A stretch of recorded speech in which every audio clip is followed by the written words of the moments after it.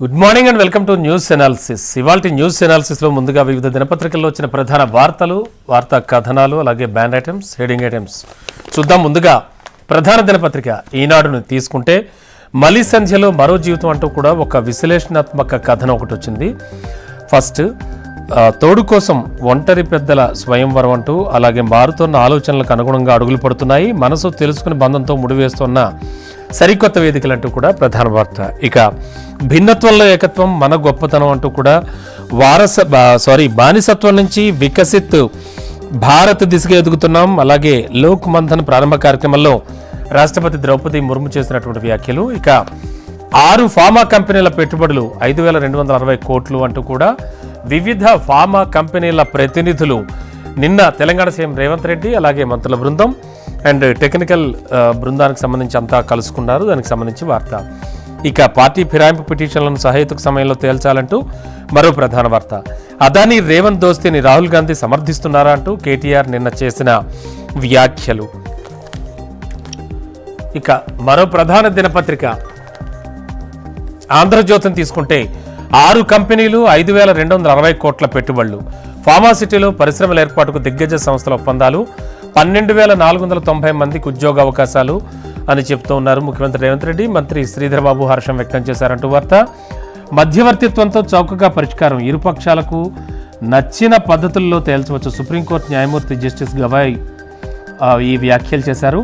మధ్యవర్తిత్వంలో కేసుల భారం తగ్గుతుందంటున్నారు. Mediation, arbitration జాతీయ సదస్సులో సీఎం రేవంత్ రెడ్డి కూడా పాల్గొన్నారు. అండ్ అనర్హతపై తగిన వ్యవధిలో తీర్పు ఇవ్వండి మరో ప్రధాన వార్త. పిటిషన్లు ఎప్పటి నుంచి పెండింగ్లో ఉన్నాయి, రాజ్యాంగంలో 10వ షెడ్యూల్లో చేర్చిన ఉద్దేశం ఏంటి, ప్రస్తుత అసెంబ్లీ కాలపరిమితి ఎంత, ఈ మూడింటిని దృష్టిలో ఉంచుకుని నిర్ణయం తీసుకోండి అంటూ వార్త. అదానీ దారి ఎటువంటి ఒక విశ్లేషణాత్మక కథనం. నేరం రుజువైతే అమెరికాలో 25 ఏళ్ల జైలు శిక్ష, ఆ లంచం ఖరీదు 72,000 కోట్లు అంటూ కూడా ఒక విశ్లేషణాత్మక కథనం ఆంధ్రజ్యోతిలో చూడొచ్చు మనం. మరో ప్రధాన దినపత్రిక నమస్తే తెలంగాణ తీసుకుంటే రేవంత్ బ్రదర్స్ వల్లే చచ్చిపోతున్నా అంటూ కొండారెడ్డిపల్లిలో పాంకుంట్ల సాయిరెడ్డి ఆత్మహత్య చేసుకున్నారు. దానికి సంబంధించి వార్త. ఒక విశ్లేషణాత్మక విమర్శనాత్మక కథనం కూడా ఇది. అదానీ కహానీ వెనక భారీ కుట్రుందా అంటూ క్వశ్చన్ మార్క్తో ఒక ఇది కూడా విశ్లేషణాత్మక కథనంగా చెప్పచ్చు. దొంగతో దోస్తానా, గజ దొంగ అంటూనే అదానీకి రేవంత్ రెడ్ కార్పెట్ పరుస్తున్నారంటూ కేటీఆర్ వ్యాఖ్యలు. ఫిరాయింపు ఎమ్మెల్యేల అనర్హతపై తేల్చండి అంటూ కూడా మరో ప్రధాన వార్త.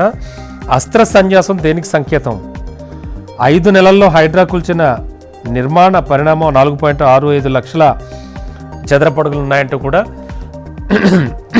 ఈ ప్రధాన వార్త తెలియజేస్తోంది నమస్తే తెలంగాణలో. ఇక మరో ప్రధాన దినపత్రిక వెలుగును తీసుకుంటే స్పీకర్దే తుది నిర్ణయం, ఆయనకు ఎలాంటి టైం బాండ్ పెట్టలేం, ఎమ్మెల్యేల అనర్హత పిటిషన్లపై హైకోర్టు తీర్పును వెలువరించింది, తగిన సమయంలో ఆయనే నిర్ణయం ప్రకటించాలి, తగిన సమయం అనేది కేసులోని అంశాలపై ఆధారపడి ఉంటుంది, గతంలో సుప్రీంకోర్టు ఇచ్చిన తీర్పులు కూడా ఇదే విషయాన్ని చెప్తున్నాయంటూ ప్రధాన వార్త.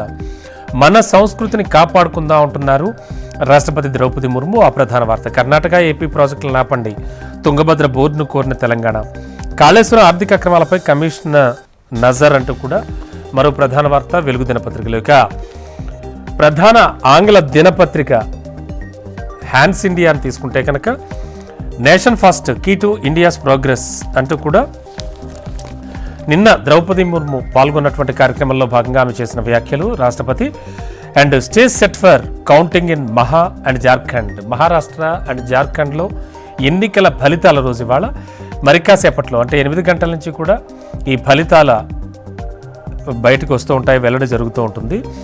And Adani group stocks rebound as Sensex and Nifty surge అంటూ కూడా అదానీకి సంబంధించి వచ్చినటువంటి వార్తలు, అలాగే తదనంతరం జరిగినటువంటి విషయాలకు సంబంధించి. అండ్ హెచ్ఎంటీవీ ప్రతిష్టాత్మకంగా చేపట్టినటువంటి ఇవాల్టి జేఆర్సీ కన్వెన్షన్కి సంబంధించి, అందులో జరుగుతున్నటువంటి ఈ బిజినెస్ ఎక్సలెన్సీ అవార్డ్స్కి సంబంధించి, అలాగే కొన్ని ప్రత్యేకమైన కార్యక్రమాలు ఉన్నాయి ఉదయం 10 గంటల నుంచే, దానికి సంబంధించి కూడా మనకి ఈ ప్రధాన వార్తలో కనిపిస్తుంది. ఇక ఒకసారి ఏపీకి వెళదాం. ఏపీకి సంబంధించి ప్రధాన వార్తలు చూస్తే కనుక ఈనాడు దినపత్రికలో ఆరోగ్యం, సంపద, సంతోషం అందరికీ, ఇదే స్వర్ణాంధ్ర 2047 లక్ష్యం అంటున్నారు. AP CM Chandrababu. దానికి సంబంధించి కూడా వార్త. నిన్న బడ్జెట్ సమావేశాల్లో ఏపీ అసెంబ్లీలో జరిగినటువంటి చర్చోపచర్చలకు సంబంధించి ఈ వార్త మనకి తెలియజేస్తోంది.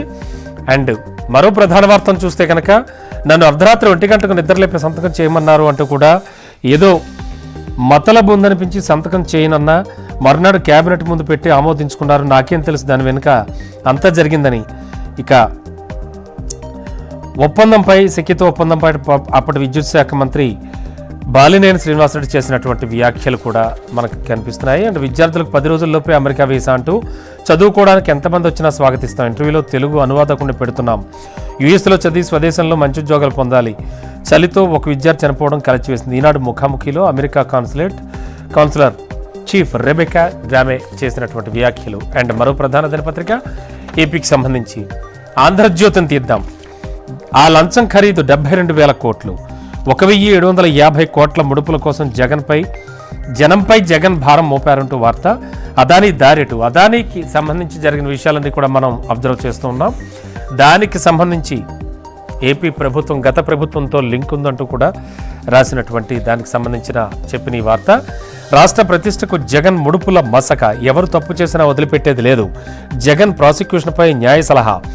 వారి అభిప్రాయం మేరకు తదుపరి చర్యలు తీసుకుంటాం. సెకీతో ఒప్పందంపై ప్రజల కోణంలో నిర్ణయం తీసుకుంటాం. అదానీ జగన్ వ్యవహారంపై సీఎం వెల్లడించారు నిన్న. జగన్ అవినీతిని పార్లమెంట్లో ఎండగట్టాలి. టీడీపీ ఎంపీలకు చంద్రబాబు నిన్న సూచించారు. ఆ వార్త. ఇక మిగతా కొన్ని వార్తలు కూడా కనిపిస్తూ ఉన్నాయి ఆంధ్రజ్యోతిలో. అండ్ మరో ప్రధాన దినపత్రిక సాక్షి. నిజాలకు పాతరేసి నిస్సిగ్గుగా నిందల. అమెరికాలో అదానీ సంస్థపై అభియోగాలు నమోదైతే ఇక్కడ వైఎస్ జగన్పై విష ప్రచారమా?